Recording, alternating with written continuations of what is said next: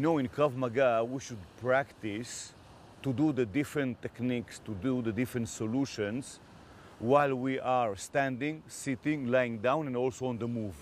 In graduate level 4, we have a section of defending ourselves while the attacker is grabbing us and taking us towards the ground, slamming into us, pushing us, and the need is to go with the attacker, and on the way to the ground, we already start the technique. Practically turning, falling on the opponent while doing attacks. In this level, we also deal with knife attacks while we are in a seated position or lying down on our back. The attacker can come from different directions, practically using the basic principles, the hand defenses, the body defenses, the active and dynamic defenses, the early counterattacks, the way of moving the body while we are in a seated position on the ground to deal with this new type of problems. Another section for the graduate level 4 is to deal with threats of long firearms. We are definitely using the principles of defending the pistol threats. However, there are modifications in order to deal with the rifle problems. The attacker may be from the front, the sides, and the rear.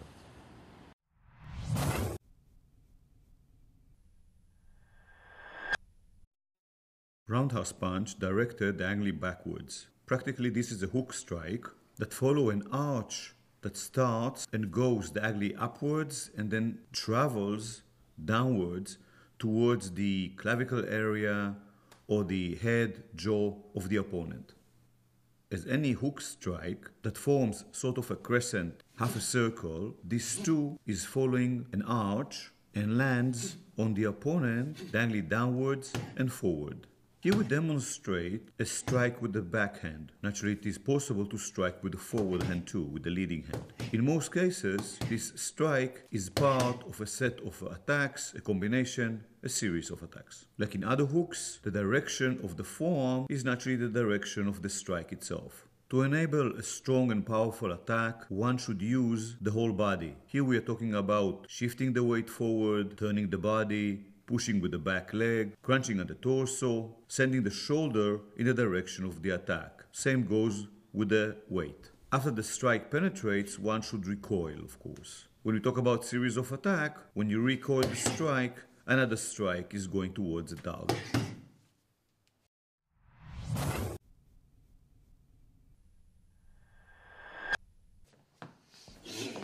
Defending elbow strikes while at close range. At close distance, the attacker is striking with a horizontal elbow strike. Of course, it's a high level of emergency and danger, and the fact that it is a close range makes it more difficult to respond. One has to train with identification of this problem at its earliest stage. Responding with double defenses, the close hand is defending with the forearm outward, slanted, and moving a bit upwards. All this in order to reduce the impact of the strike. One should meet this elbow strike at the third part of the forearm closer to the elbow. The backhand, in an action of an inside defense or soft break fall, is coming to the aid of the first hand to block a successful elbow strike. As soon as possible, execute a counter strike. If your two arms are busy and your balance is good, then of course you can give a kick to the groin as your first counterattack. Continue with additional counterattacks. For example, the backhand that was doing an inside defense will trap the opponent's forearm, near the wrist is better of course, and the close hand will strike to the head. You can use here a hook strike diagonally downwards as your first counterpunch. Sometimes it is possible to trap the opponent's forearm with the hand close to him, meaning the hand that was doing a forearm defense. Regarding the body defense, this is practically either sinking with the head under the forearm or moving a bit away with the whole torso, with the whole upper body. In the dry drill, you can see the two hand defenses. Please pay attention that the close hand is defending with the fleshy part, slanted forearm to reduce the impact, and diagonally upwards also to reduce the impact and to send the attack over the head, especially if it is a powerful sweeping attack. Defending a vertical elbow strike. Here too we are practically at a short range, so an early response is practically crucial. We are doing hand defense and body defense and early counterattack. The hand defense is practically with an elbow sent forward, doing an inside defense with the forearm. This unique angle, where the elbow is more forward and the palm is more backwards, doing an inside defense, is crucial to meet the attack in a 90-degree angle to deflect it sideways. Please pay attention that the elbow is more forward than the palm. Practically, we are doing here an inside defense with the forearm, while it is slanted outward with the elbow and not outward with the palm. While doing the inside defense, your body moves directly forward, and of course there's a pivot to get out of the line and channel of the attack. The first counterattack can be a knee kick, a strike to the stomach, or a hammer strike towards the neck. The rhythm here is usually 1.5. Defend while the defense is recoiling. The first counterattack is directed and sent towards the attacker. Here too in the dry drill you can see the hand defense, the body defense, and the immediate counterattack as the defending hand is recoiling. If it is possible to do a step diagonally forward while you do the hand defense, of course it is an advantage.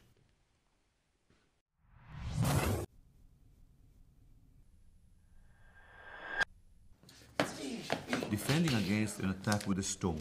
The problem? A strike with a stone that may come from the front, from the side, horizontally, vertically, as usual, different type of attacks. First of all, one should prevent the opponent from being able to strike with a stone. Here is just an example of such a prevention using preemptive attacks, striking the aggressor before he's ready and before he equipped himself with a weapon. Naturally, the whole event is during some sort of confrontation. The person is not lifting a stone to use it as a paperweight. His intentions are clear. His ability is there, and now he's equipping himself with a weapon. Don't let him. Defending an overhead stone attack. The attacker is close enough and is in the midst of a strike. It is rather easy to identify such an object in the opponent's hand. Hand defense, body defense, and early counterattack are the basic initial moves. The hand defense is a stabbing defense, sending the forearm to meet the attack in a very acute angle. The attack will slide on the forearm. Body defense is moving forward as soon as possible. This is practically a technique which is identical to the defense against a stick attack overhead. One very important issue here. You should do the defense on the area of the wrist, the thumb, maybe even the weapon of the attacker. If you're doing the defense around the elbow crook or around the area of the forearm closer to his elbow, there are very high chances that the stone will hit you. Practically, there's sort of a hole in the attack, and your stabbing defense is sinking into this hole and not able to deflect the attack. The hand defense should not create much impact with the forearm. If there will be much impact, the stone will fly off the opponent's hand and may hit you with much energy and momentum. That's why we are not doing a basic 360 outside block. This dynamic body motion is practically advancing as soon as possible closer to the opponent, like against the stick attack. Striking the opponent towards the throat, towards the chin, should be done as early as possible, and afterwards grabbing the opponent's shoulder and continuing with more counterattacks. The finishing mode can be just moving away rapidly from the danger zone or disarming the opponent. In order to disarm the opponent, slide your hand alongside his arm and grab his wrist, move away, insert the arm between you two, grab his back of the hand and the stone itself, bend his wrist, penetrate with your fingers into his palm and scrape the weapon away. This is rather identical to what was done in the disarming of a knife. Defending against an horizontal stone attack coming from your side. Practically, the natural response was activated with defending with one hand. With an early response, one can do stabbing defense sideways. As usual, hand defense, body defense, and counterattack are initial actions. Your stabbing defense should meet the opponent's wrist or thumb area, or even the weapon. Stabbing defense should be early, while your forearm is almost horizontal. The dynamic defense, moving the body inward, so the weapon, the stone, will pass behind you. Counterattack as soon as possible toward the chin or the throat of the opponent, and then continue. Continue can be with more counterattacks. Example, with knees after grabbing his shoulder, or other options. And then the remaining of the finishing mode will be moving away from danger zone or disarm the opponent. In this technique, your shoulder is relatively high and your chin and head are tucked down, so the shoulder will protect the head as much as possible. Defending with two hands against horizontal stone attack. Here the natural response that was activated was turning towards the attack and sending both hands to meet it. You're improving this natural response by keeping your elbows low and defending with your palm, defending the area of the weapon, the palm of the opponent, and the forearm with the hand close to him. The body defense is moving diagonally forward and to the outside. This is reducing the impact as you move with the action of the attack. Your palms and forearm are acting as shock absorbers, kind of a soft brake for the attack. With your head, move as deep as possible, so in the case that a stone might leave the opponent's hand, due to the impact with your hands, your head will be protected. Continue with more counterattacks while controlling the opponent's arm. This control should be done as early as possible, grabbing the wrist of the opponent. After the multiple counterattacks, one can either leave the area or disarm the opponent. The disarming process shown here is practically identical to the one we did before. Defending a straight strike with a stone, where practically the attacker is trying to shove the stone into your face. We're using here an inside defense that is riding on the attack and deflecting it. Hand defense, body defense, and early counterattack. These are the basic ingredients. With the hand defense, go and meet lightly the progressing attack. The moment your palm is meeting the attack, it is deflecting it, but also riding on it, keeping in contact with it, sticking to it. Your body defense is moving sideways and diagonally forward. Part of the body defense should be stepping diagonally forward, first with the left and then with the right. As soon as possible, lower the attacking hand, and of course the stone, and counterattack as soon as you can. The first appropriate counterattack can be a straight punch or a hammer strike, and then continue with more counterattacks. As needed, you can even disarm the opponent. Compared to a defense against a straight punch, it is very advisable here to enlarge the body defense. Take your head a distance away from the line of the attacking stone. For disarming, grab the opponent's wrist and with your backhand, grab his hand, bend his wrist, penetrate into his palm and disarm, take the weapon away from him. Defending against a straight attack with a stone, sweeping defense while moving to the live side. Here, due to the initial angle, the natural response that was activated was an inside defense with a diagonal hand, meaning the attacker is attacking with the right hand and you are defending also with your right hand. With the inside defense, your palm is going diagonally forward to meet the attack, and then creating a sweeping action, going with it and redirecting it. Body defense is turning your chest towards the attack and moving diagonally forward. Your backhand will try to get control over the attacking hand as soon as possible, grabbing its wrist area, and your defending hand is striking a horizontal attack sideways, chop or hammer strike, while the elbow is leading this action. Continue with more counterattacks and eventually move away from the danger zone or disarm the opponent. This technique resembles the hand defense with a diagonal hand against a straight strike. Usually we did left against left. This is a P2 technique. And also resembles the inside defense with the forearm going to the live side against a straight knife attack.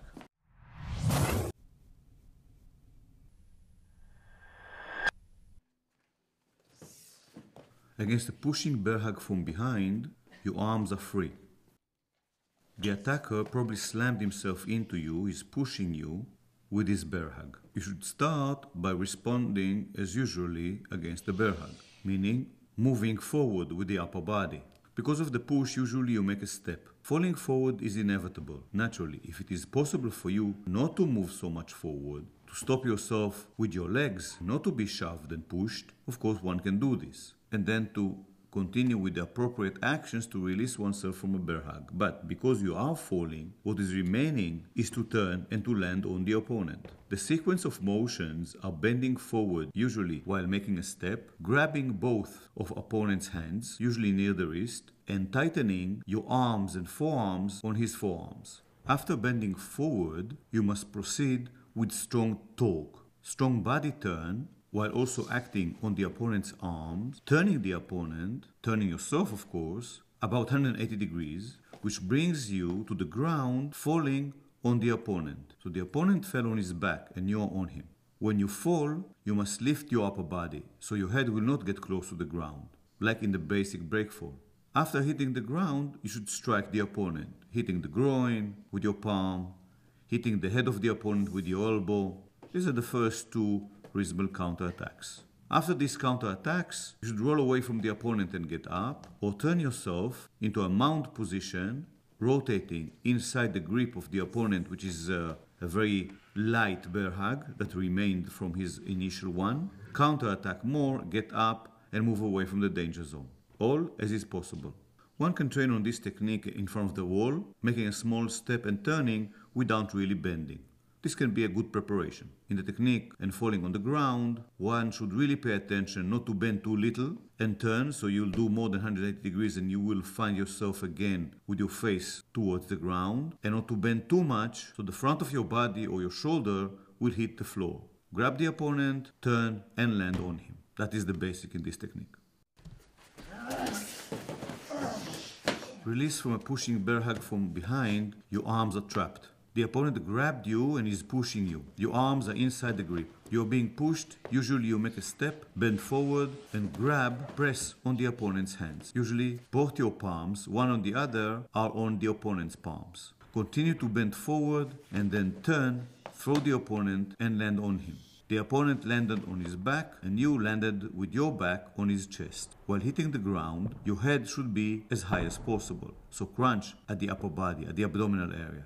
In a dry drill, you see the palms locking on the opponent's palms in front of your chest, bending forward, turning, and sort of sitting down and lying down on your back, simulating falling on the opponent. It is natural and also important to start with a step. Working with a partner, it is quite important for the safety of training. Like this, you will not land too strong on the opponent. Dealing with a pushing bear hug from the front. The attacker probably slammed himself into you, you're moving backwards and you feel that you are falling. Grab the opponent, sit back, turn and throw the opponent over one of your sides. To which side to throw the opponent? The side is more pressing you.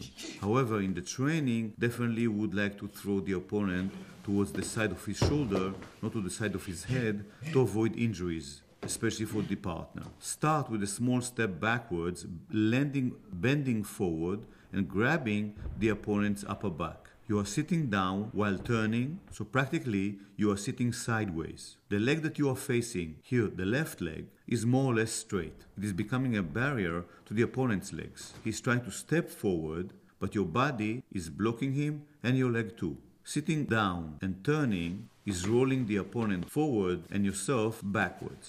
Roll backwards over your left shoulder. This is the opposite side of the opponent's head. Towards the last section of the roll backwards, you should leave the opponent and protect your head the moment you feel that your head is rather close to the ground, the moment you are rolling more backwards than sideways. The opponent was forced to roll forward. You rolled backwards. And now, seated on the opponent, should counterattack as needed and then move away from the danger zone. Filming from the back of the defender, one can see the step backwards, being pushed, leaning forward, sitting down and turning, and how the leg is creating a barrier for the opponent. In the dry drill, you see grabbing the opponent, moving backwards, sitting down, turning as you sit down, and rolling sideways with a straight leg. While rolling backwards, your two palms can go to protect the head, like in the roll backwards that we have.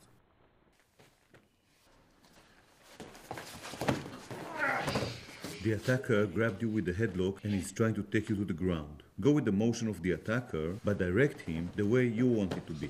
As soon as possible, you should try to strike the opponent at the groin, and with the hand close to him, press and pull a sensitive point in his face, such as the eye. Probably it was not successful. Either you didn't reach on time or you didn't reach at all. Go with the motion of the opponent, but continue with a stronger pivoting action. Pivot strongly, inserting your knee between the opponent's legs. With your weight, pull the opponent down, turn down in a rotation action, rolling together with the opponent. Both your legs, your thighs, are tight around the opponent's leg. On the ground, continue with counterattacks and then get away from the danger zone. It is possible that your far leg didn't rotate and your knee didn't come between the opponent's legs, but from the outside. No problem with that. You can do the whole technique and you will find yourself on the ground, on the opponent, striking him. Try not to hug the opponent with the hand close to him. Try to insert it between the heads. This will prevent your elbow from hitting the ground. If you are able to pull the opponent's head and push it towards the ground, so that hand of yours and his head will be the first thing that hit the ground, of course this will be an advantage. In the dry drill, you see the turning, you see how the legs are usually being crossed. Two legs, two knees are tied together, simulating the grab of the opponent's leg. This is to prevent from the leg of the opponent to land between your legs and hit your groin. Sitting down in a rotational manner and continuing to rotate, turn until you are in sort of a mount position, striking the opponent. Release from a headlock from the side while the opponent is trying to manipulate and put leverage on your neck. With the grab, the opponent is moving his body forward and he's trying to sit down while putting pressure on your neck, lifting your head up, lifting your chin, and sinking your back and sinking your neck. To avoid such pressure, one should advance a bit forward and get under the opponent. As you sit under the opponent, your leg close to him should be straightened behind him and you should sit down and backwards. This will prevent the opponent from putting pressure on your neck. He will fall backwards on his back. You get under the opponent, you pull his head as much as you can. If you manage, like in the basic technique, to strike the opponent's groin and pull his head backwards, of course, usually he will not be able to do his plan and put a leverage on your neck. If you are a bit late with your strikes, still you can do the more advanced technique, which is being shown here.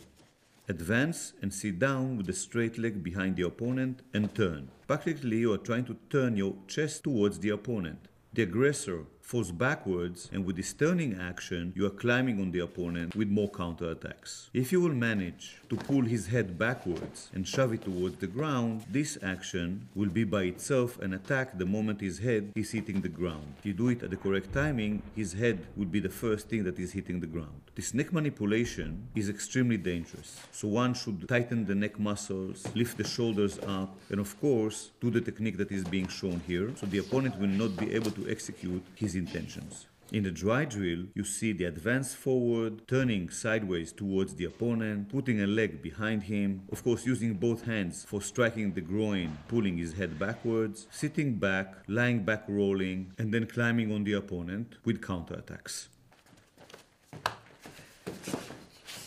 Escaping an arm twist from behind.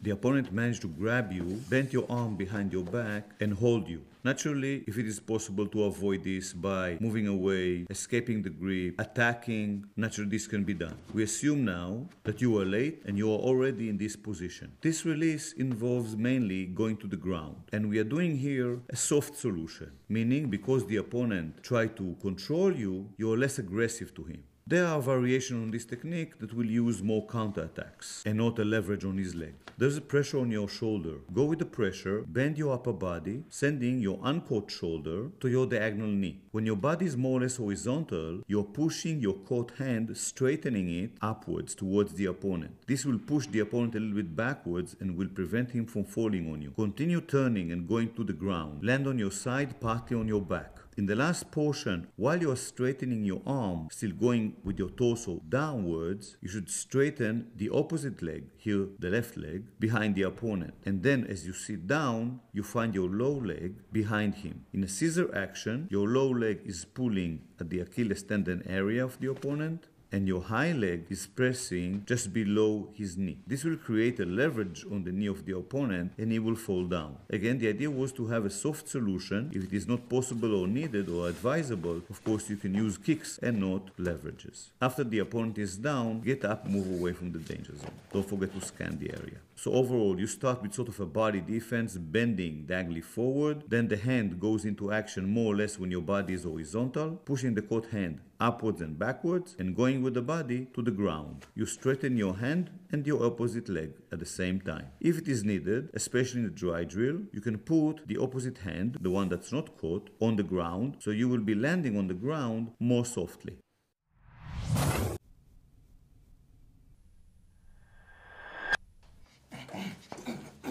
While in a mount or riding position, how to attack the opponent. Practically maintain good balance on the person, striking with straight attacks, roundhouses, hooks. Use elbows, use strikes to the eyes, attacking to the groin area from behind you, striking downwards with your palm, tying, crossing the opponent's hands so he'll be limited. Then you are able to strike better, or hit the eyes better. When opponent's hands are limited, you can also use headbutts. Stay flat on the opponent as much as you can and transfer all your mass, all your weight on him.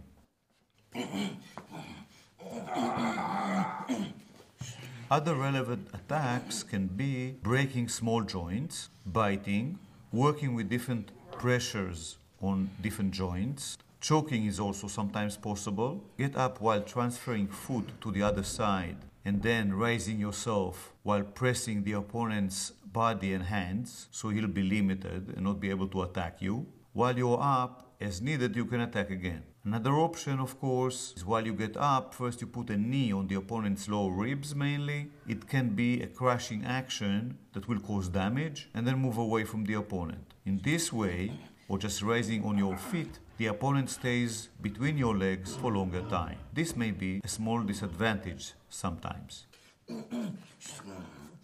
You are lying in a cross mount on the opponent. Different attacks in this position. Strike the opponent's head with elbows and hammers. Naturally, shoving fingers to the eyes may be possible too. With a hand that is far from the head, you can strike with the elbow to the ribs, with the palm to the groin area. Controlling the opponent's hands while applying leverages on the small joints like the fingers or the wrist can be very beneficial. Attacking with the knees, especially towards the head, may be very possible and effective attack.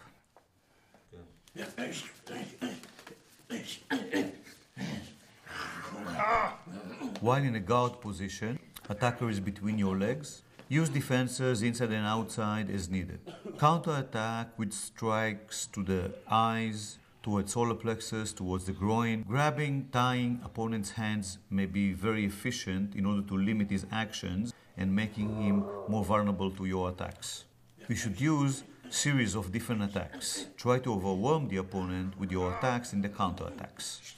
In order to get out from this position, one can put a knee in between you and the opponent and shove the opponent away. This is usually after the opponent has been hurt from some of the counter-attacks and his weight has been pushed backwards.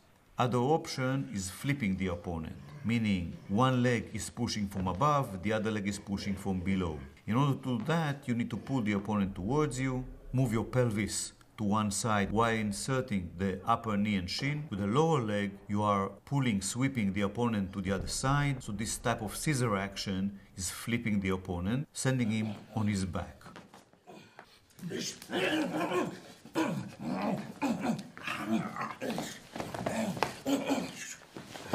The opponent is in a riding position. He has mounted you.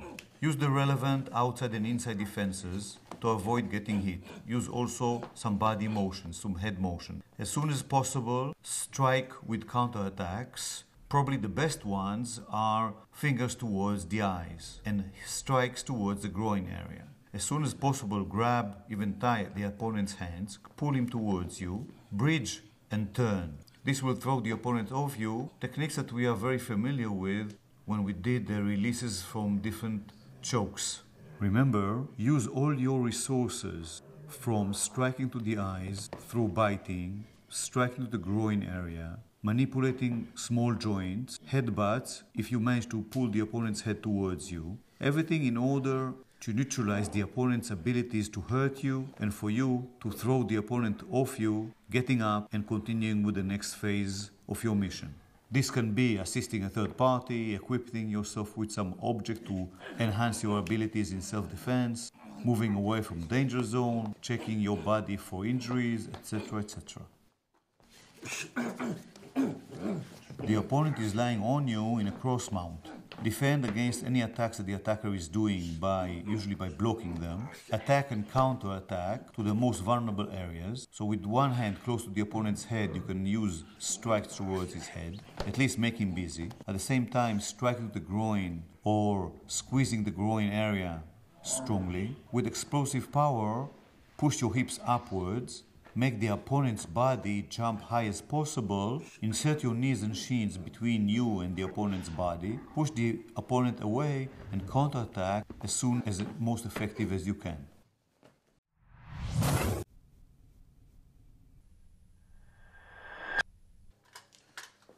against a rifle threat from the front, moving towards the live side. As with the pistol threat, hand defense, body defense, control counterattack, and disarm. The hand defense should take the rifle to the side. Rifle cannot be taken downwards because the barrel will be directed towards you, not like with the pistol. So one has to take the rifle upwards. This is being done with the assistance of the strike to the head of the opponent and also a strike to the barrel area. Strike to the barrel area is not needed all the time. This depends how effective was your strike to the head of the opponent. Body defense, pivoting, sending the whole body diagonally forward, getting out of the channel of the attack. Together with the body defense, we have steps, taking the body diagonally forward. Usually the step is deep with the leg to each side you are stepping, meaning here, step with the left leg deep towards the side of the opponent. Here, due to balance issues, right leg went first. Still, the whole body motion, especially where the rifle is aiming, is moving sideways with the turning, with the pivoting, and with the movement diagonally forward. The deflecting arm is kept as straight as possible. The supporting arm, after striking, is hitting the barrel from below. The rifle has been turned, and then the backhand is assisting in turning the barrel, meaning the whole rifle, so the barrel is pointing to the opponent's body. Rotating the rifle and pulling it disarms the opponent. At this moment, you can continue with striking the opponent with the weapon itself, and then move away from the danger zone. It is possible to make the rifle ready, meaning opening the safety and cocking it and then moving away, or just move away quickly from the danger zone without pointing or using or reusing the gun. Remember, the moment you are using the gun, you may be considered an enemy and a dangerous person, maybe even a terrorist, by the people, maybe some forces that just came to the area. It is recommended that when you move away, you are concealing the weapon as much as you can. In the dry drill, we can see the hand defense, the body defense, the counterattack. This is the main section of the dry drill. Of course, one also can continue to simulate the disarming. Regarding the rhythm and the sequence of the flipping of the weapon and the kick, usually after the punch, you are striking the weapon, the barrel upwards. All this is being done while pushing forward constantly, so the opponent is losing his balance and being pushed forward, and then kicking the opponent. Usually the first kick can be delivered while the barrel is high, more or less at the same time as the backhand grabbed the butt of the weapon, the neck of the butt of the weapon. Neutralizing a rifle threat from the front while moving to the blind side. Practically almost an identical technique, but one needs to be ready to do it both directions. Maybe there's a dear person to you at your right side. In this case, your right hand should be deflecting the weapon towards the left side. Hand defense with a C-grip, like in the pistol and like before. Parallel to the hand defense, we are utilizing body defense, turning and moving diagonally forward. Burst as strongly as you can and deliver a strong strike to the opponent's head. Continue with lifting the weapon. Sometimes you can do it just with the hand that was deflecting it. Sometimes you'll need to strike the weapon to assist its elevation. Use your back leg to kick the opponents at the groin area, while the rear hand is pulling the butt of the weapon, flipping it, directing the barrel toward the opponent. Pull the weapon, disarm the opponent. The finishing mode, as usual. If you need, use the weapon for striking or even reusing it as a firearm, meaning opening the safety and cocking the weapon, aiming it as needed. Naturally, what we would like to achieve is concealing the weapon and moving away from the danger zone for us, for the use of self-defense, to be safe as possible. A variation using double control in neutralizing a rifle threat from the front. One hand deflects the weapon sideways while applying the basic body defense, meaning turning and moving diagonally forward, while the other hand is grabbing the barrel, pushing it sideways, and then both of the hands are lifting the weapon upwards. Counterattack as soon as you can with the knee kicks with the back leg. With both arms as straight as possible, shove, push, strike the opponent's head with the weapon. More or less you are thinking about pushing the weapon towards the opponent's shoulder or face while pushing yourself forward as hard as you can and striking with your back leg. Then do the basic disarming, meaning your backhand should grab the neck of the butt of the weapon, then you rotate it and pull it. After disarming the opponent, do the basic finishing mode, meaning more counterattacks and or moving away rapidly from the danger zone. Neutralizing a rifle threat from behind, moving to the live side. As in the defense against a pistol threat from behind, you can see the hand defense, the body defense, moving deeply, countering, disarming the opponent. The control with the defending hand is a wrapping action. Here we are delaying a bit the first counterattack for the favor of grabbing and controlling the weapon with two hands. Usually you start with looking backwards. With this, the body turns a bit. Start with a hand defense, utilize a body turn, first body defense, step as close as possible to the opponent, getting out from the line and later from the channel of the attack. With your deflecting hand, send the palm forward, wrap it and trap the weapon as close as possible to the opponent. Here, if the palm as a hook is positioned on the rear sights, it is good. The backhand grabs the rear part of the weapon, the neck of the butt, or can even grab the opponent's hand. All depends on the weapon and the way it's being held. The back leg advances deep, so now you are positioned more or less in a fighting stance by the side of the opponent. The moment the second step landed, the other leg is already with a knee kick directed towards the groin of the opponent.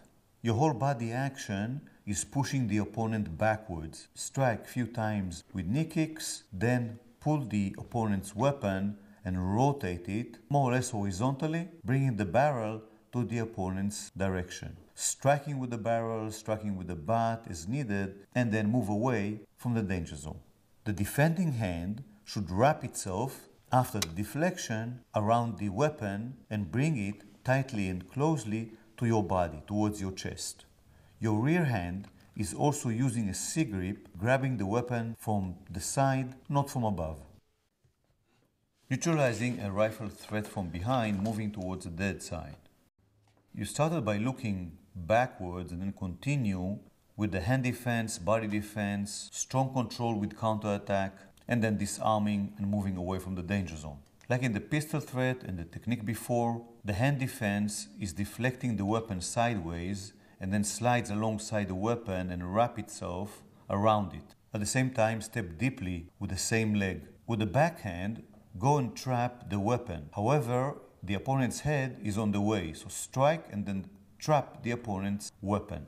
Continue with pulling the rifle and turning the barrel towards the opponent's head. As needed, you can strike with knee kicks using your back leg. Knee kicks can go to the groin, the solar plexus, or the front leg of the opponent. The first counterattack, the strike with the backhand, should be in such an angle that will turn the opponent's head, send him just a little bit backward, but will not create a disengagement, meaning will not take the weapon, push the weapon from your hand. So this straight strike in an angle is just a sort of an occurrence on the way to trapping the weapon.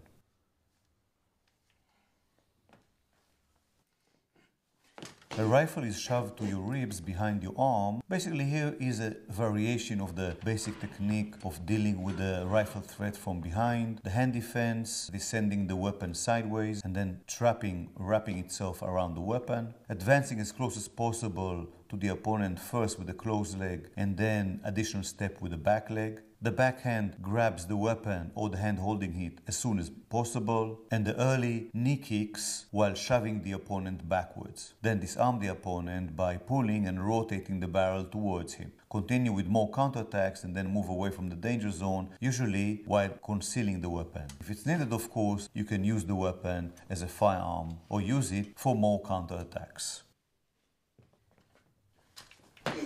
Defending a rifle threat from the side, it's high towards the head. Hand defense will deflect the weapon, trap the weapon also with this and the other hand, advance as soon as you can with 2 steps and strike with the knees. The whole sequence is pushing the opponent backwards, then pull the weapon, rotate it, disarm the opponent and move away from the danger zone. The defending hand is rising to the side of the weapon. Defend with the fleshy part of the forearm, directing the back of the hand backwards, sending the weapon sideways and then rotating the forearm to trap the weapon in a C-grip. Your elbow should be low. At the same time, you are advancing first with the leg which is close to the opponent. This advance is being done diagonally forward and sideways. The backhand, while turning the chest towards the weapon, is being sent as soon as possible to trap the neck of the butt of the weapon, meaning a narrow section of the stock. The back leg is advancing, bringing the whole body very much forward and behind the weapon, keeping your pelvis at the right distance, delivering several knee kicks to the opponent's groin. The whole action pushed the opponent away. As you were advancing forward, the opponent was retreated backwards. Then pull the weapon and rotate it. This pulling and rotation action disarmed the opponent, use the weapon for further counterattacks, and then go to the finishing mode. This can be using the weapon as a firearm or just moving away while hiding the weapon. The body defense, the target defense, meaning the dynamic defense of moving the target away from the danger line of fire, the channel. You should move the head while moving your hand, meaning while the hand is rising to deflect the weapon sideways, your head is moving forward and turning and moving sideways to reach behind the barrel, behind the weapon.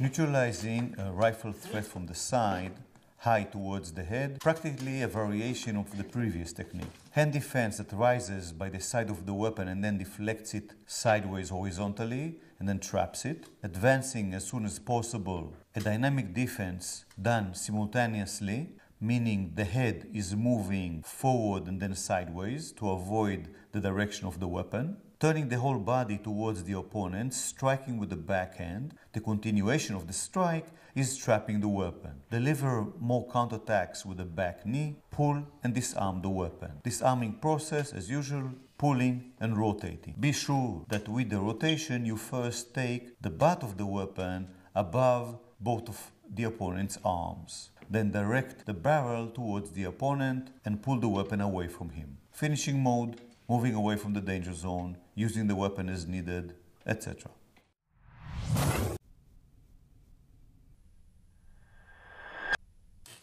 In a seated position, dealing with knife attacker, the attacker can come from the front, from the side, can come from different distances and different directions, and can be noticed at different timings. If you saw the aggressor coming from a distance, his intentions, his weapon, his abilities, one of the options, of course, is running away. Another one will be using the chair for defending, for counterattacking. Here in this example, the attacker is attacking overhead. You are blocking and kicking below the chair. After that, use the chair for more counterattacks, remove yourself from the danger zone, and so on. The way of getting up from a chair and using the chair was covered in previous levels. The idea is that you go up while sending one leg a bit sideways and the other leg will go between the base leg and the chair and move around the chair, so the chair will be closer to the opponent than you. You're lifting the chair and using it. If you respond when the attacker is about 2–2.5 distance away from you, it is possible to get up and kick. So getting upwards, one leg is being sent a bit forward, one a bit backwards, carrying your weight, shooting your weight upwards, and continuing with the kick with the back leg usually. After the first counterattack that should be directed to area of solar plexus or the chin, continue with additional counterattacks and go to the finishing mode. Example here is moving away from the danger zone. Attacker is at a medium or close distance, he needs to do a step in order to hit you. In this example, we show the attacker which is stabbing with a straight stab.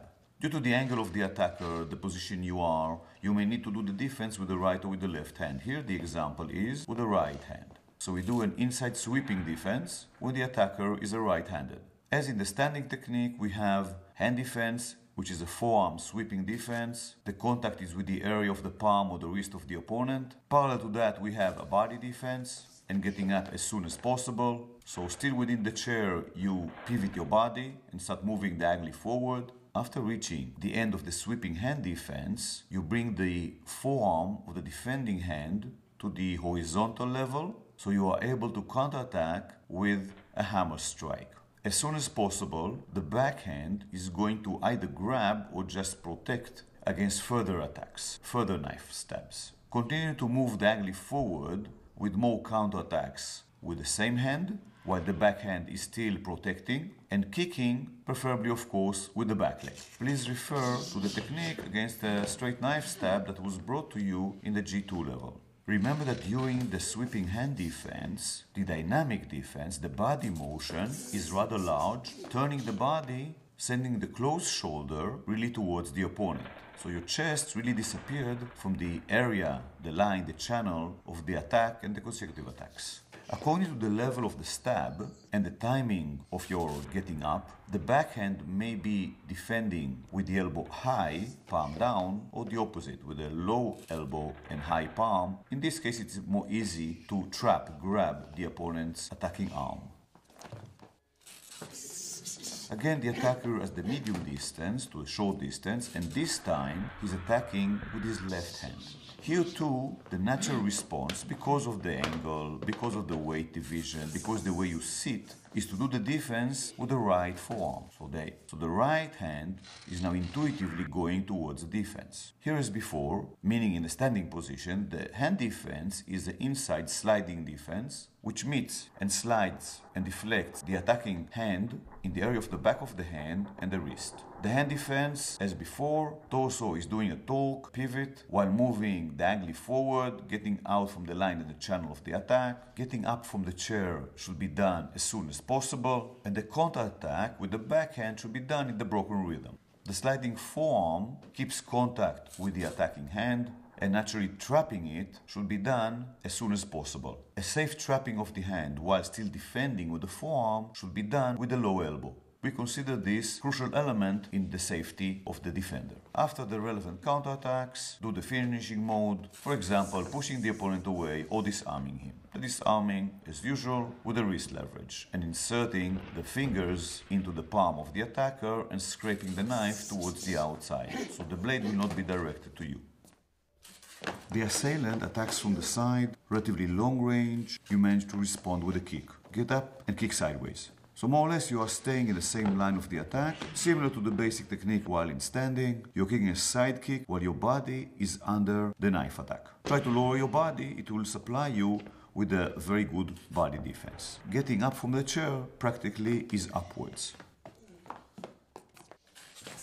The attacker now, still with a straight knife attack, but from a closer range from the side. Use a hand defense, body defense moving forward like a bailing out technique, and responding early with the counter-attack. This time, of course, a side kick. Side kick can be directed towards the lower ribs, very efficient to keep the distance, and or to the knee of the opponent. After the first counter-attack, continue with the finishing mode, either more counter-attacks, moving away from the danger zone, or do whatever you need else. The hand defense is a basic chopping action, outside defense. The pinky side, the bony side, is directed towards the attacking palm or wrist. This strong chopping action, like a 360 or like a defense number 3 from the outside defenses against straight punches, is a strong strike which deflects the attack.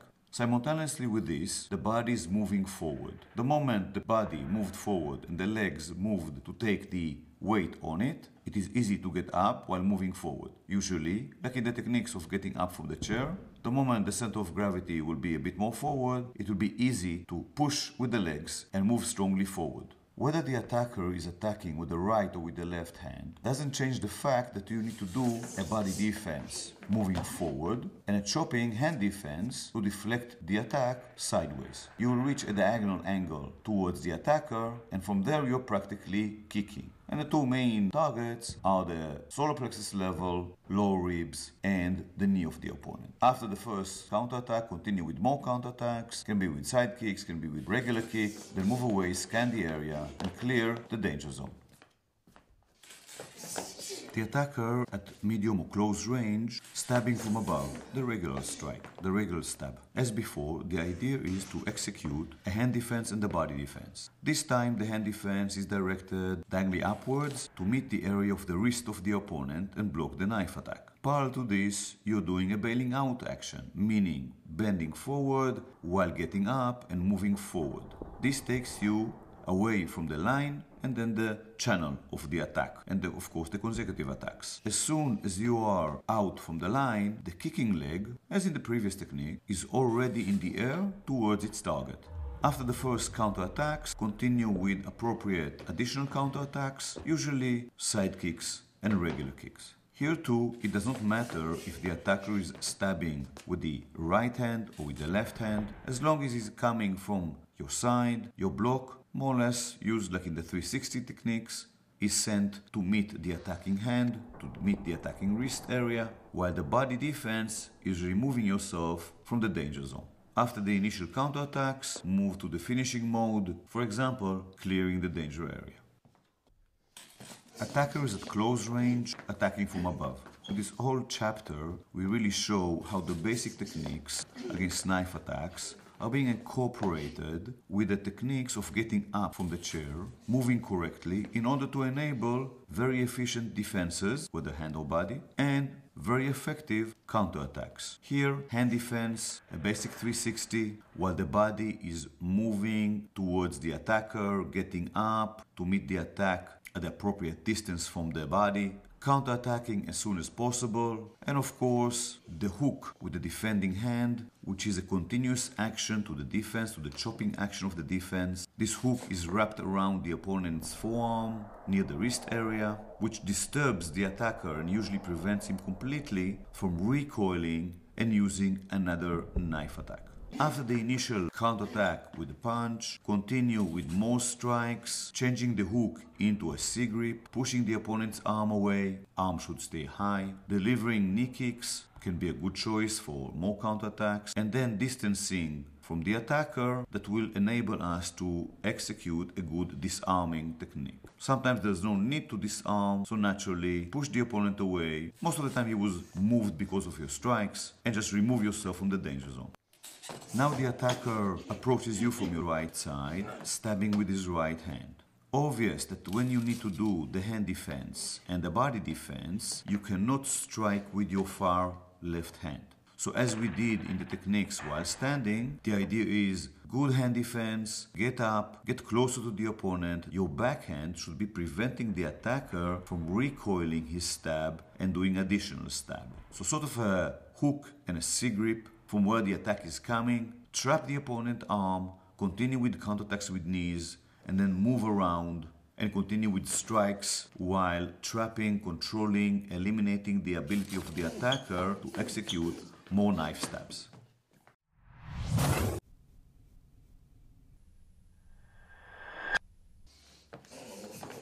While the defender is on the ground, the attacker has a knife. Attacker can be standing or sitting on the defender. The attacker is coming from the side, and the basic that we are working on is trying to stab you with the overhand with a regular stab. We are taking into consideration and simulating an attack that starts from a relatively short range. So one step and the attacker can stab you. Hand defense and body defense, redirecting your legs towards the attacker and kicking as soon as you can. Continuing with more counterattacks, getting up in the aggressive manner, and finishing mode after more kicks. Basic hand defense 360 directed to block the attack near the wrist of the opponent. At the same time, your upper body, your torso, is moving away from the line of attack. Then the lower part of your body is being directed towards the attacker. First counterattack, depending on the position of the attacker and how bent he is, can be to the upper body, to the head of the opponent. If the attacker is relatively high, of course, the first counterattack will be towards the groin and the knee. Continue with more counterattacks using kicks. Naturally, if you kick to the legs, your foot should be horizontal. Most of the kicks that you have seen here are stomping actions, kicking with the heel. Continue kicks while moving to a sideways position, getting up on palm, heel, and ball of the foot. Continue with the stomping kick, then turn towards the opponent and continue with regular kick or stay sideways and continue with side kicks. Finishing mode, here we show moving away from the danger zone. Dry drill, we see the hand defense by itself. Now the hand and the body, see how the torso moves. Then redirecting the legs, of course the hips turn towards the attacker. Do counterattacks and the way of getting up. This way of getting up has been taught in practitioner level 1.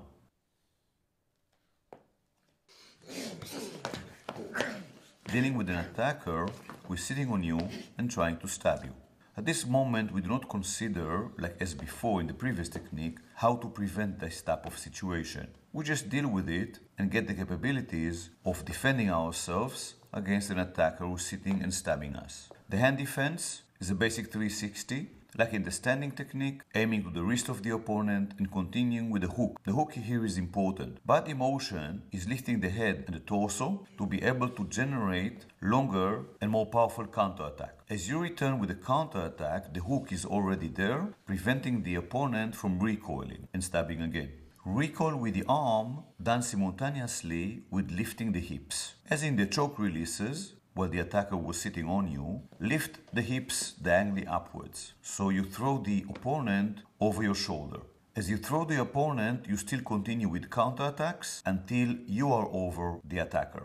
While you continue with counterattacks, your forearm pressure turned into a C-grip and a straight arm to continue strong pressure on the opponent's hand. Then the finishing mode. One option is throw the attacker's leg over your head and move behind him, move away, and the last thing you do is leave the knife hand and then kick the opponent, or staying between the opponent's legs, circling the knife hand away from you, disarming the opponent while creating a strong leverage on his wrist while his elbow is pressed against the ground. Then move away from the opponent. So you saw two ways of finishing mode after the first section of the technique. The first section of the technique is mainly related to the hand defense and the counterattack. The hook is very important, so you are with the hook able to throw the opponent without him being able to put a base, meaning to put the knife hand on the floor. During the time that you are defending and throwing the opponent and then rolling over the opponent, you are attacking constantly. Naturally, the only attacks you can do is with your free hand. Attack with strikes, heel of the hand and fingers to the eyes, with punch, with a fist to the chin and to the throat, all as you can and what's possible for you to do.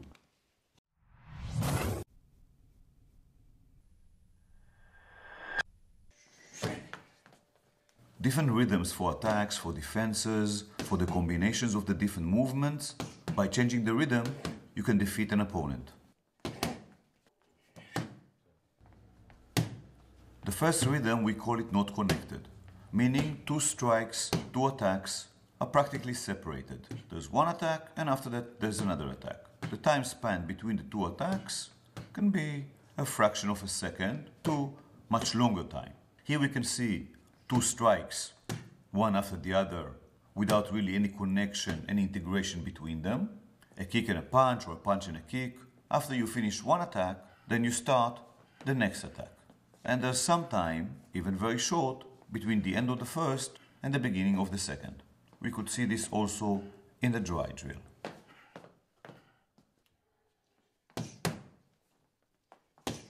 Natural rhythm. Here we see two strikes and other type of attacks done in a natural rhythm. You deliver one strike, recoil it, and while the first strike returns and it's very close to your body, then the second strike starts. In other words, just before finishing the first attack, whether it's a punch, a strike, a kick, then the next strike starts. You can see here two straight punches, a kick and a punch. So just before the kick lands, the punch starts its way to the target. Two roundhouse strikes. Again, when you almost finish the first attack, then the second attack starts on its way to the target. We could see this also in the dry drill.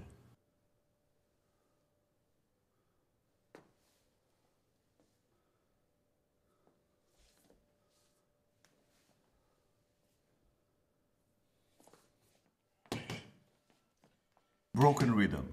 Here we have more overlapping between the attacks. Two straight punches, kick and punch, different attacks, different strikes. The idea here, in the broken rhythm, the moment you start recoiling the first attack, you start sending the next attack.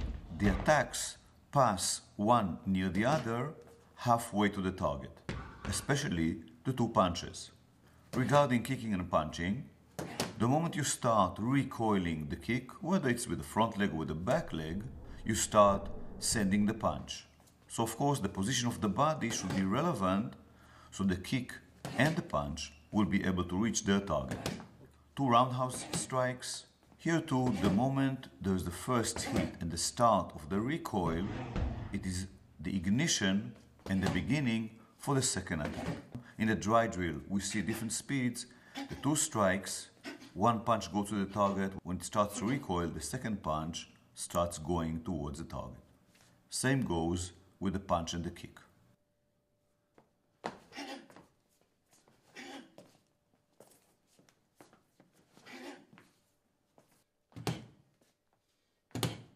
The next rhythm, shattered rhythm. Here there's a moment when 2 attacks, one after the other, is directed towards the targets.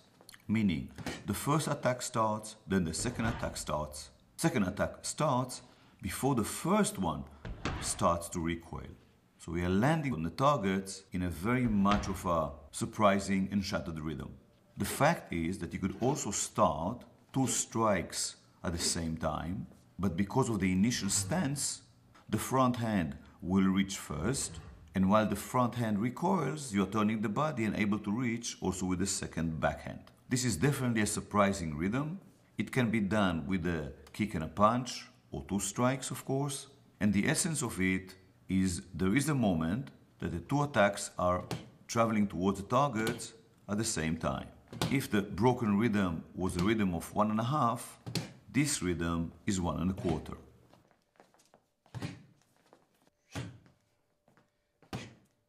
The simultaneous rhythm. Here we can see 2 or 3 actions done simultaneously. 2 straight punches done at the same time. It's obvious that these 2 attacks may not be as strong as individual attacks. However, it's definitely surprising and it is serving a specific need for us, especially bursting towards opponent, overcoming certain type of defenses, and other tactics that we're using in different types of fighting. The option of kicking and striking at the same time.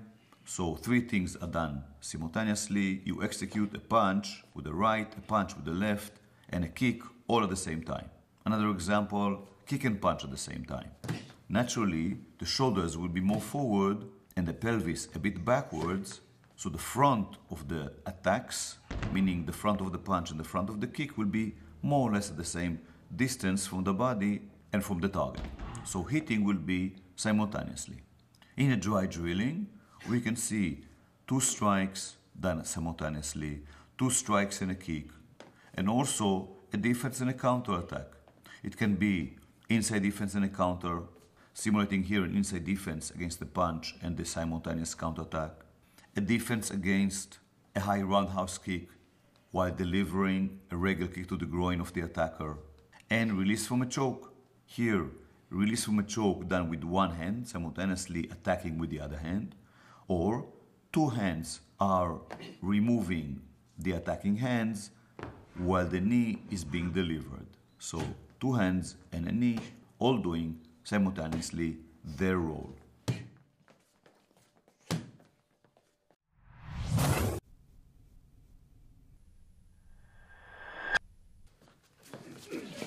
Against a continuous attacker, with the fighting spirit and the capabilities of a warrior, the defender is dealing with the first attack.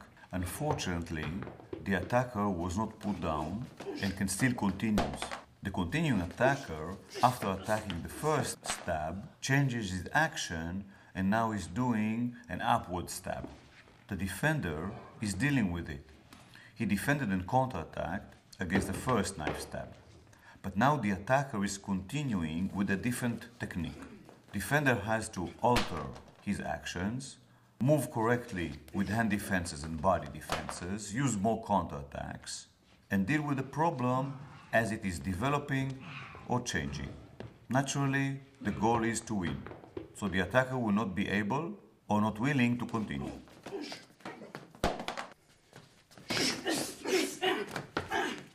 In this case, the attacker continues and changes his action from a stick overhead to a horizontal stick attack, like a baseball swing. So defender did his good job against the overhead stick attack. However, the first counterattack did not manage to stop the attacker's actions. Attacker continues with additional attacks, This time he changed from the vertical to horizontal. The defender, with his warrior capabilities and the fighting spirit, is changing also. He's giving the next correct solution, the next technique, against the horizontal swing. Naturally, when the counterattacks are sufficient, it is now possible to move to the finishing mode, which is either moving away or first disarming the opponent, and then continuing.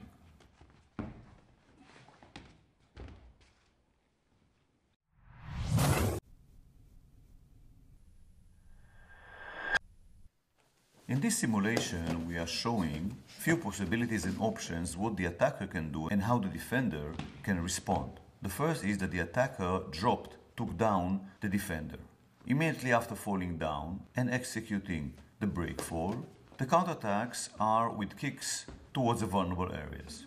Obviously, one has to convert the body actions from the breakfall to the turning, and this should be done as soon as possible. These skills have been taught earlier in our curriculum.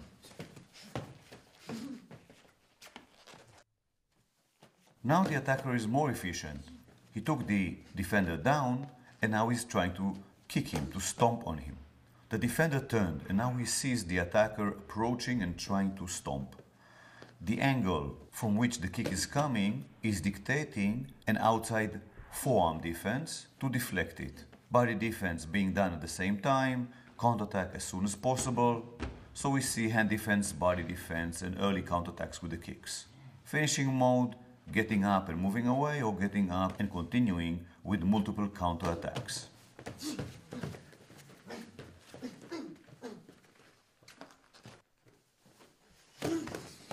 In this simulation, the attacker threw the defender down with this shoulder push takedown, and immediately is climbing on him and choking him. The defender didn't manage to turn. So now the situation is dealing with the choke.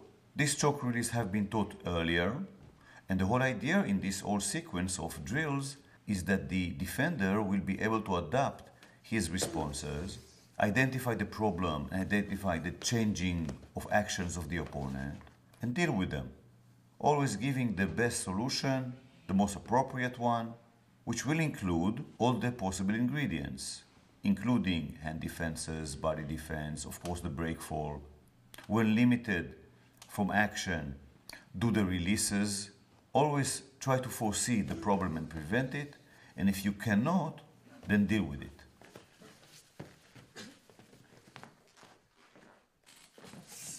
This simulation is dealing with a sitting position, and two attackers are approaching. Every time they can do different types of problems.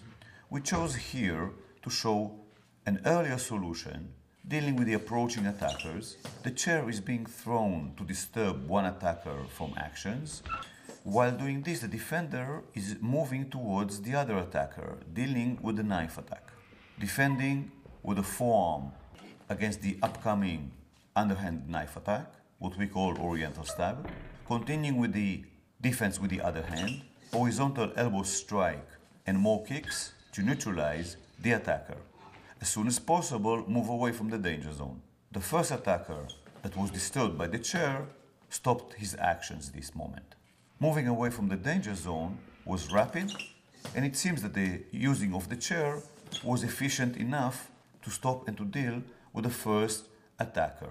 Naturally, in many cases, when one attacker sees that his friend is being hit, he doesn't continue, as he loses his fighting and attacking spirit. In this variation, the first attacker managed to attack and is attacking with a roundhouse kick towards the head of the seated defender. At the same time, the other attacker is approaching with a knife. So here the example is defending and, if possible, counterattacking against the first attacker and immediately moving towards the second attacker. By moving towards the second attacker with defending and counterattacking, you naturally remove yourself from the area closer to the first attacker. Practically, we're utilizing here the basic principles of defending kicks and knives, starting from a seated position and how to get up from a chair, and the principles of dealing with multiple attackers. The first attacker was not really neutralized in some cases. So in this example, he's using the chair that the defender just got up from. The defender now has to confront the attacker that changes actions using a tool, a common object that he picked up. So when the chair is going towards the defender is sweeping the chair to the side, practically doing defenses with the hands and with the body, moving away from the area of the attack, while deflecting the attack itself, and then controlling and counter-attacking. Overall, this simulation was composed of different techniques and different tactics. The techniques were against the kick, against the knife, against the chair, how to get up from a chair. These were some of the technical aspects. The tactical aspects is how and when to respond against which attacker. And naturally, the tactical moves in the finishing mode.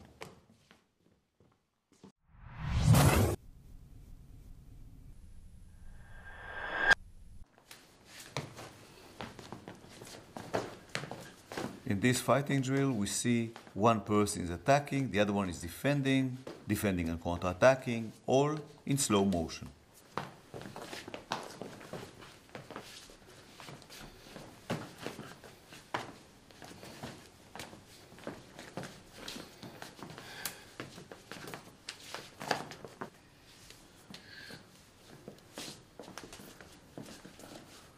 Fighting drills, the slow fighting at a very close range, the infight. In this training drill, in this game, practically both are doing slow fighting. One is doing attacks and counterattacks, defenses, body movements, all in order to foil the opponent's actions and simulate strong counterattacks and attacks that in reality would prevent the attacker, would prevent the enemy from continuing. We can see a series of attacks, specific tactics and techniques in order to prevent the opponent from striking you or kicking you or attacking you at close range. One has to deal sometimes with elbow strikes, with knees, with attacks at a very close range, which means there is a need to control the limbs of the opponent to prevent attacks and continuous attacks. Counterattack, fight, attack, and eliminate the danger as soon as possible.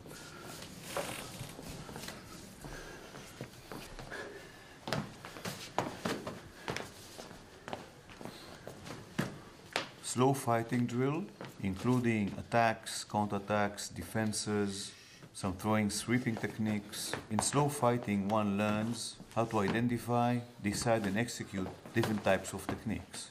Many of the techniques are responses to opponents' actions. Use all your resources, all type of attacks and counters, all type of defenses that you can use that are applicable in each and every situation, practically utilizing different types of techniques, tactics, all is supported by the mental capabilities and the physical abilities.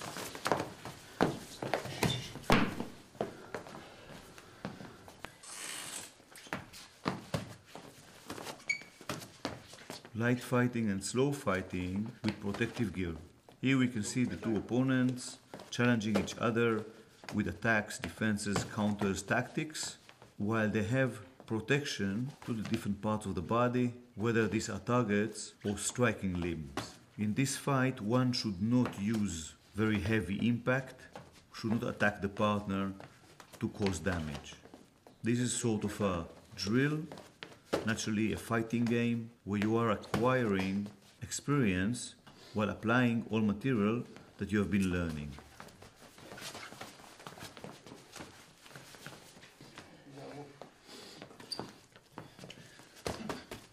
A bit faster drill, where both are executing light fighting, medium speed, attacking, defending, moving. From time to time, the participants are simulating, checking, scanning to see if there are any other opponents in the area. Practice makes perfect. The more you train in these drills, the better you are becoming.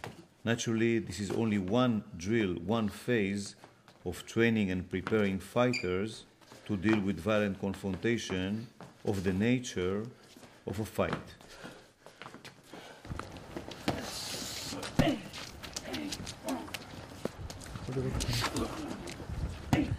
4 against 1 drills.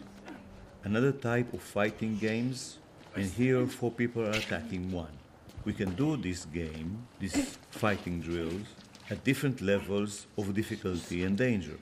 For instance, in the first drill you can see here 1 kick shield that you can punch or kick to, 2 knives in the hands of 2 opponents, and the last partner holds a stick, simulating a stick-wielding opponent. The defender in the middle is going to make a round for about 3 minutes. That's a standard for us. Attackers, the regular thing is you attack 2 attacks and then pause for 2 seconds. The kick shield is getting closer to our fighter in order to reach and touch. Fighter should be moving correctly, attacking, counter-attacking, keeping the distance, maintaining peripheral vision is spread out to get as much as stimulus as possible, much as data as possible from the environment.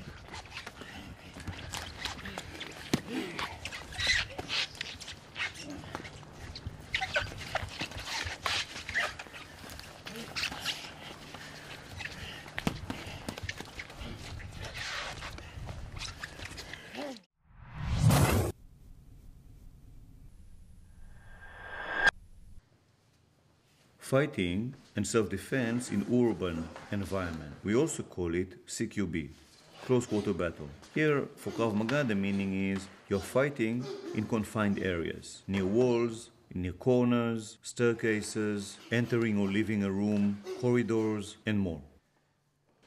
Violent confrontation near a wall, one can use the wall as a surface in which to hit the opponent's head on.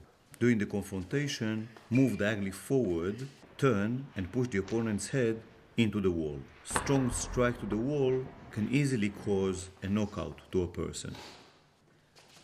Here the wall is being used as a shield and a barrier to other opponents, meaning while leaning on a wall or being close to the wall, other people cannot get close to you, and if there is an opponent in front of you, you can push him away, keep him away with kicks and attacks, and at the appropriate time move away from the danger zone, not to be trapped there too long. While and if you are leaning on a wall, please be sure that you are not hitting your head to the wall while trying to remove yourself from an opponent's range. During time of need, the defender can move towards the corner. Here you are practically protected from 270 degrees. In this place you can keep the enemy, the attacker or attackers away from you using your legs. Be careful not to hit your parts, your head or bones into the wall, and when the appropriate moment happens, you can defend, counterattack, and naturally move away from a danger zone. The self-defense section, we are dealing with being pushed to the wall. An attacker may try to slam you to the wall in order to create damage to you. Here's an example of a light break fall on the wall and continuing immediately with attacks to eliminate the danger. The hand that is far away from the wall may hit the wall with the palm to do light absorbing, and the hand close to the wall will break fall with the forearm. Practically, this break fall is a soft one. After first section of the break fall, one should continue by locating himself correctly and counterattack. Simulating different situations of self-defense. It is important that in a CQB environment, you will train in applying the different Krav Maga techniques, the different self-defense techniques, near the wall, near a corner, and also important to practice while you are entering or leaving a room. Here's an example of neutralizing a pistol threat while you are leaving a room. Naturally, the attacker may be a bit closer or a bit more further away from the door opening. When you leave the room, the gun may appear at different angles and different ranges. If you suspect that a certain area is dangerous, naturally try to foresee any upcoming situation, avoid or deter it as soon as possible.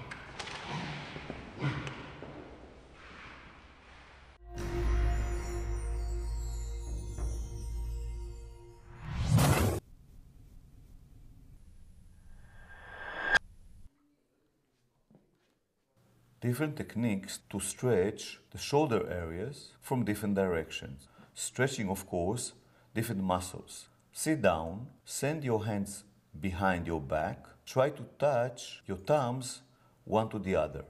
Then move forward with your body, with your pelvis, until you feel that your shoulders are being stretched. Now bend your elbows. This will create much of a stronger stretch. You can do PNF by contracting the shoulders, pressing the hands to the ground, and then relaxing and continuing to stretch. Every few seconds, try to advance a bit more with the pelvis. Stretching the shoulder in a forward motion. Bend one knee, the same side, put the back of the hand on your waist, insert the elbow inward, and press it lightly against the knee. Then with the other hand, grab your shin and climb up the knee area. We assume here that one is not so flexible. At this point, pull your knee inward and create pressure and torque and leverage on the upper arm and on the shoulder. One can do the same thing with two hands. When two back of the hands are on the waist, both knees are bent, and the knees are trying to close the elbows, so there's a stretch on both shoulders. We didn't show this technique here.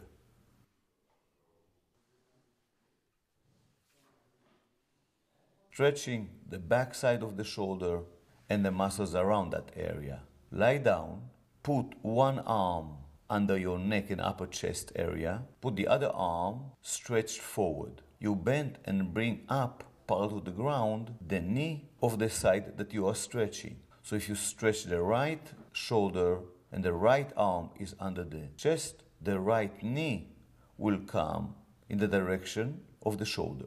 Try to sink down with your chest. Every time you exhale, relax and sink. Naturally, one should do the technique also to the other direction. To stretch the front side of the shoulder plus the chest, stand on your knees and hands. Send one hand to the side, just a bit above the shoulder level. Turn towards the ceiling and sink down with the shoulder. You will feel a stretch. It will be focused on the upper chest if your palm is higher, or only on the shoulder when the palm is a bit low. A similar drill to stretch the shoulder, but more in a relaxed manner. Lie on your stomach, send one arm to the side. Turn the body to the opposite direction, climb up with your knees. Then bring the upper leg up, put the heel in front of the ankle of the base leg, of the low leg, and press that knee upwards using your upper hand. This creates a stronger torque to the spine and the whole body. And like this is stretching the lower hand.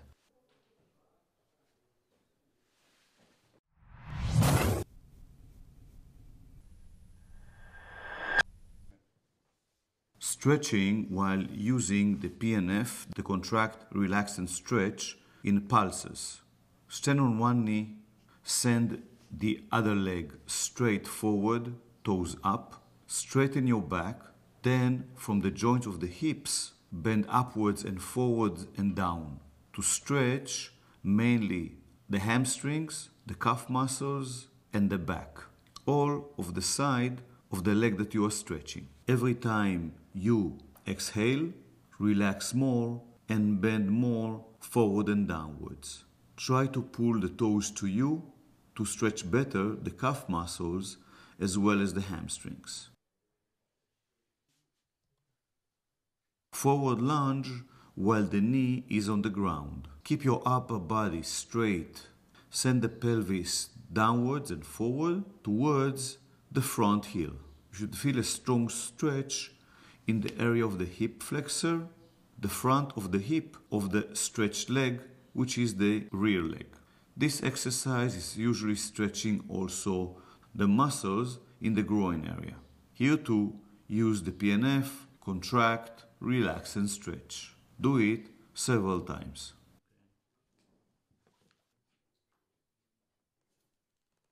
Stretching the glutes, the butt area. Bend your knees, while they are more or less in front of you, in a shape of a V.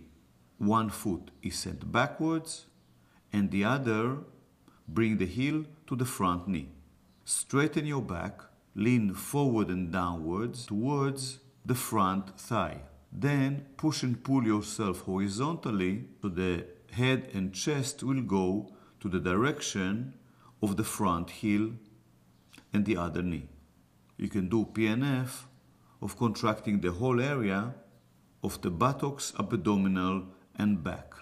Relax and continue to stretch. Do it several times.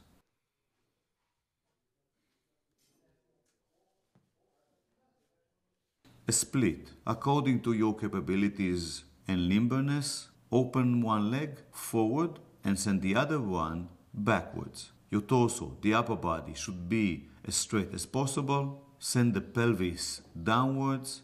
You're stretching mainly the hip flexor of the back leg and all the back side of the front leg, meaning front leg, hamstrings, and calf muscles. Groin muscles are also being stretched. It is advisable to put some time with the PNF.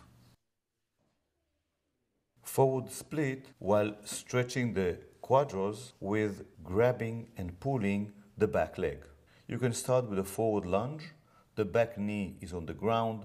Grab the back foot with the front hand. It's important not to pull the back foot to the outside. This will create pressure on the knee and can cause you damage. Slide the front leg forward, the back leg backwards, creating a split while pulling the back foot towards your spine. Go to your knees and to your forearms. Spread your knees apart, sink with your pelvis down. You can assist the opening of the legs by lifting and pressing your knees to the sides with the corresponding hands. In order to create a stronger opening, you can advance a bit with your pelvis and body, enlarge the distance between the legs, between the knees, and then send your body backwards. This is stretching the groin area.